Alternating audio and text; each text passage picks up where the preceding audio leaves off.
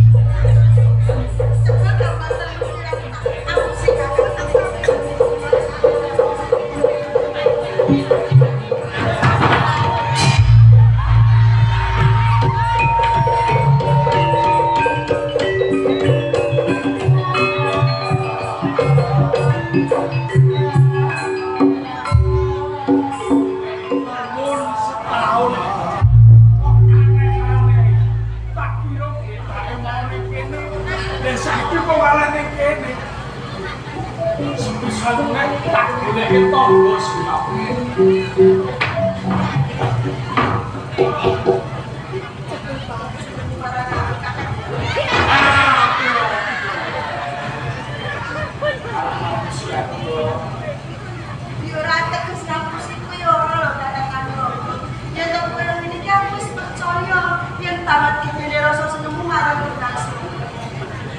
lagi percaya yen rasa senengku karo kowe iki kamu bener tamongko kowe mapan ana ing kota Pandhawa kene sebisa aku ngerti marang tau petuto asliku wis apa katanya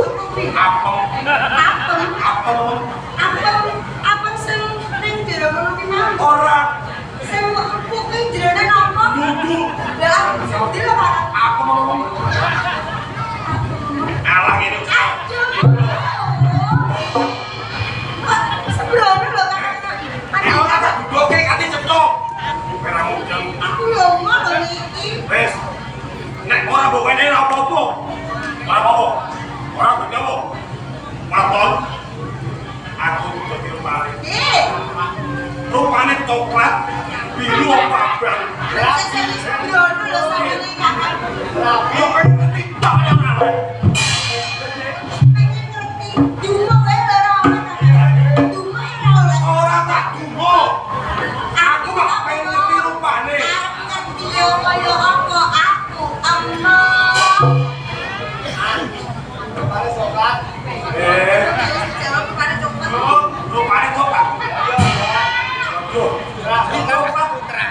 Gua kuning apa? Nah, ngono lho, ya.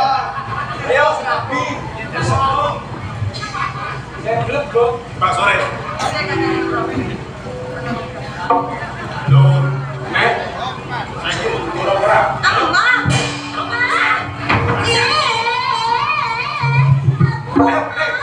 Cepat lu. Buka mana mau? Aku mau. Nih, mau kok ini. Rame. Ayo.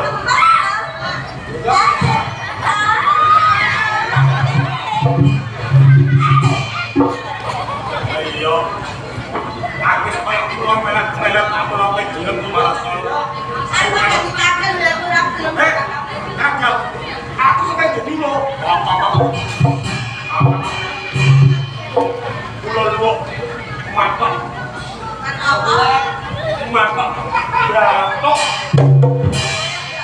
Yo. Aku tunggu di sore. Ayo neng maaf deh.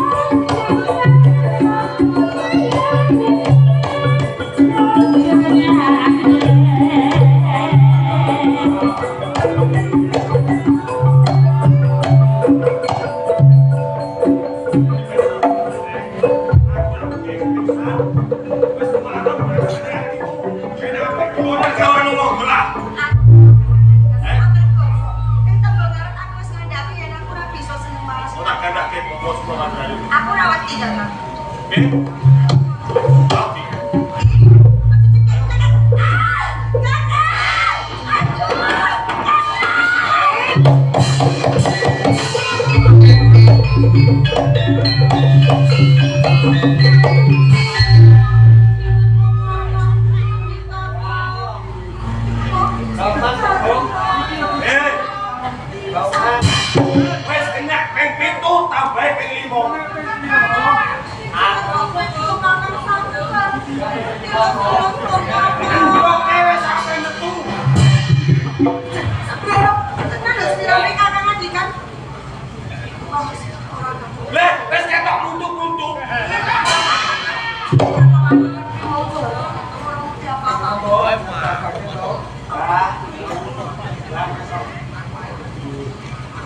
jebul kakang handikan kaya ngono.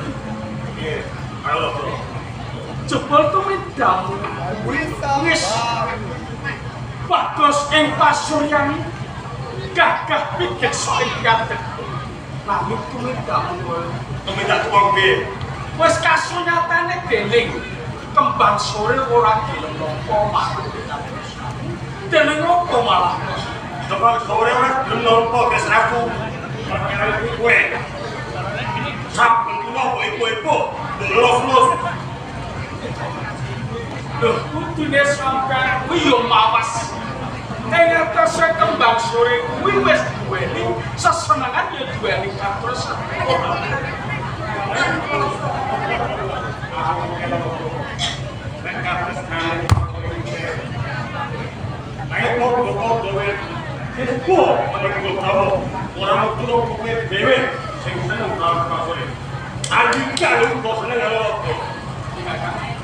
Ing wektu dina iki uga kembang sore wis kono. Ora bakal ngeliya seneng karo bocah lanange kecoba. Dene tumindamu wis luput. Ing atase kembang sore iki bakal dadi bocah. Fokus bakal tak antepi. Berarti wong apa? Bakal tak jepit. Ojo kira kira tinggal kowe. Ojo.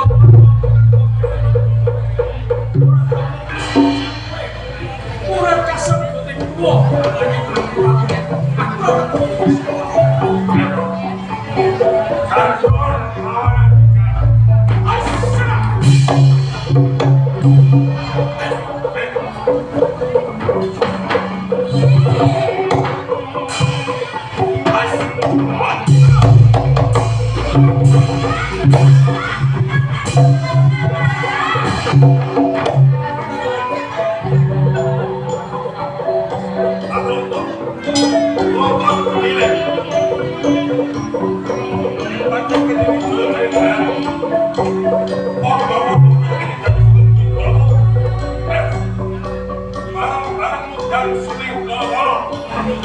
Yang pancen sing bocah ayo ditusuk tekan seni semua orang mulut ngomong.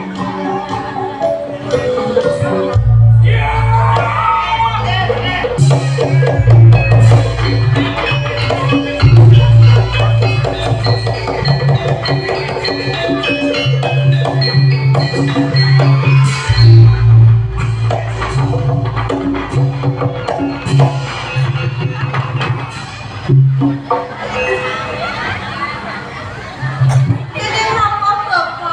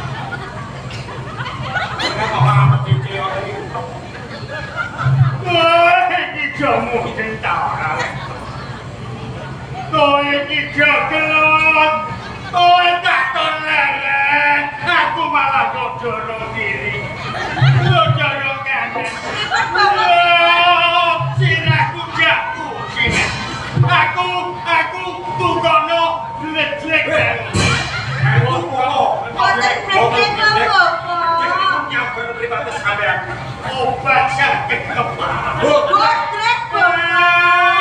Wes diganti. pripun? Lho mboten kita sapa kok Sampai diseneni pabrik. Sampai kali. ya ora jenenge wong wis suwek. Wis dek. Jebule blodek. Iki mau jane ono. Lho sewu. Pokoke ngendi yo gelut. Tak sira arep ngetu siunge bedoro-doro.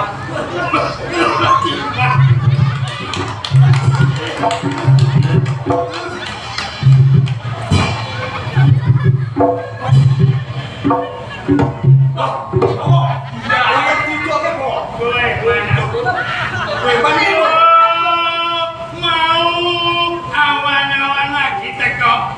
Eko bungkusan lambu lelek. Yo Telas pinten Bapak, telas pinten ndak Bapak. mau sitok. Sita kok kebusan tega wae. Kan ngene peko. Aduh, efendi. Lele kok orang ngirit bentino ketemu lele yo tak sampe lo kulino mangan lele kok. Dadi ini rek kepapil sampean iki.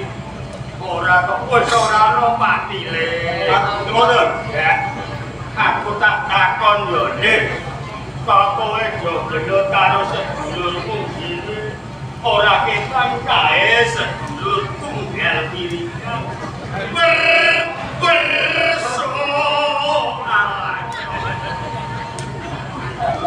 Sing pun nikah kula dan pun sami-sami sesmowirik dan wonten ing globo. Jabalipun sampun so seneng-seneng kan adi tengah sore kok. Iko sama nikah. Cinta tuh kakak ngandikan lho, Pak. Iya, iko boleh. Iya. Antara kula kelawan siap dilangsung. Kok sami-sami seneng. Pentung mendai kok kakak hati kamu ini kok seneng. Jadi perkara iki ana bocah wadon siji. Nanging sing seneng bocah lanang. Kowe yo seneng. Lek kowe kan sikat. Kowe yo seneng. Di bawah tahu seneng. Kowe seneng. Nggih. Ngoten iki pripun? Rumah kamu. Sing seneng mung kowe dhewe. Lah kowe dhewe. Sinten? Sinten wae.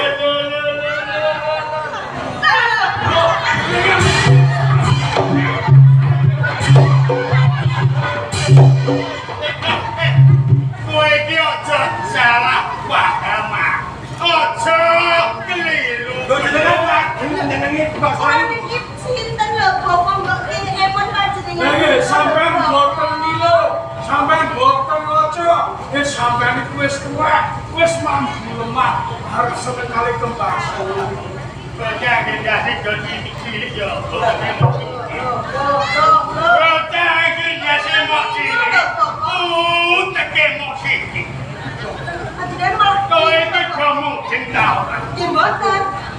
Rumangsaku nggonku seneng karo kembang sore iki seneng ape tak pes bojomu. Lajeng Pripun? rumangsaku jengkelku kuat iki. Sampe nomor kuat. Jenenge senengku karo kembang sore. Iki senenge bapak karo anak. Bapak karo anak lho. Sampe nomor karo mudeng. Paham? Oke. Kelayak. Ini.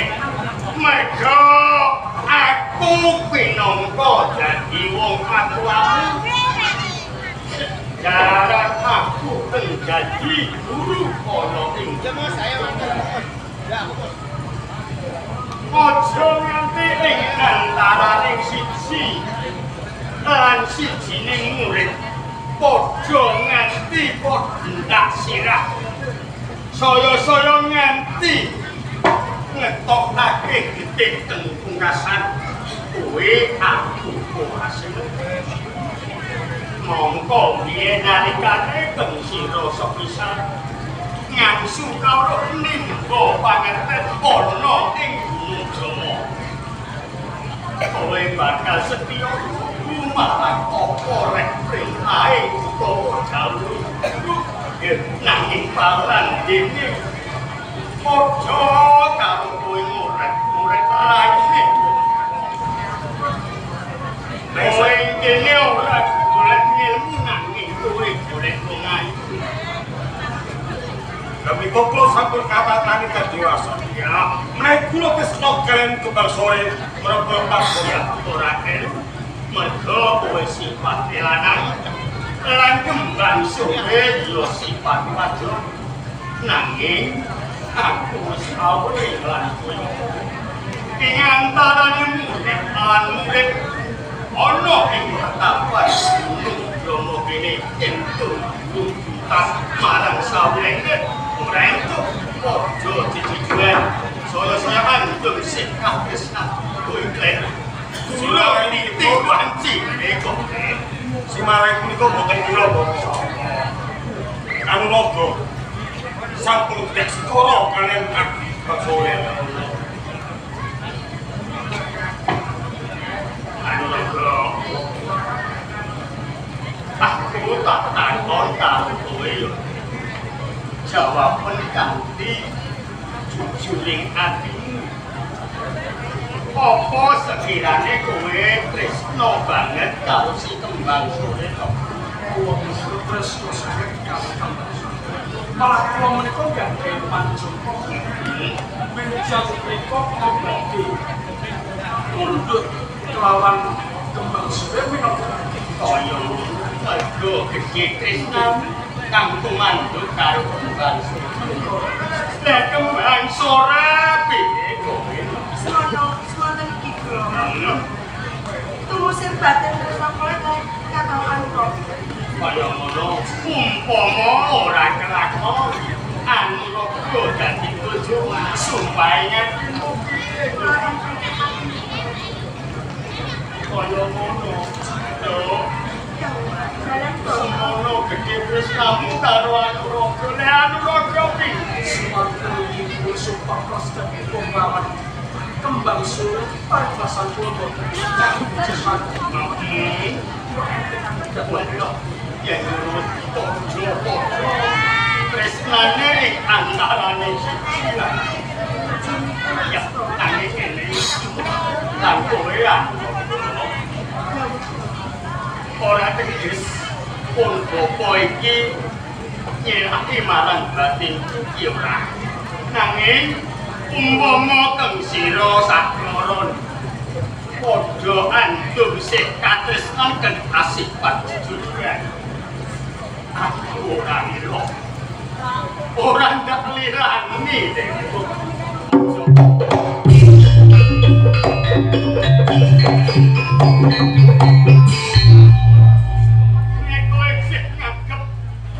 aku wong akwamu aja mbok pacutake kae ana tetembungan getun kuwi tumeka ana ing ora ana terus apa getun kuwi tumeka ana ing ngarep Kula boten saged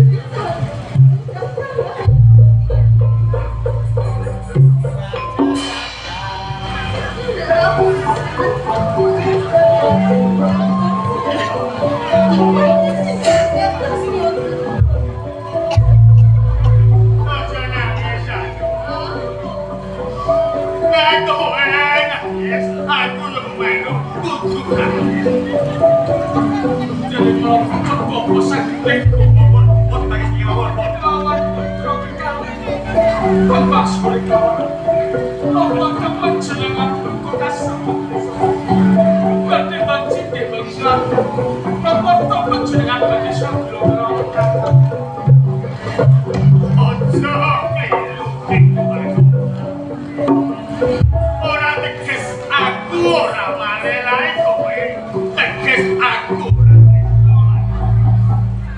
tresnani marang Andika nanging dadi yo kene aku ora marelae dongenge jak ngene lho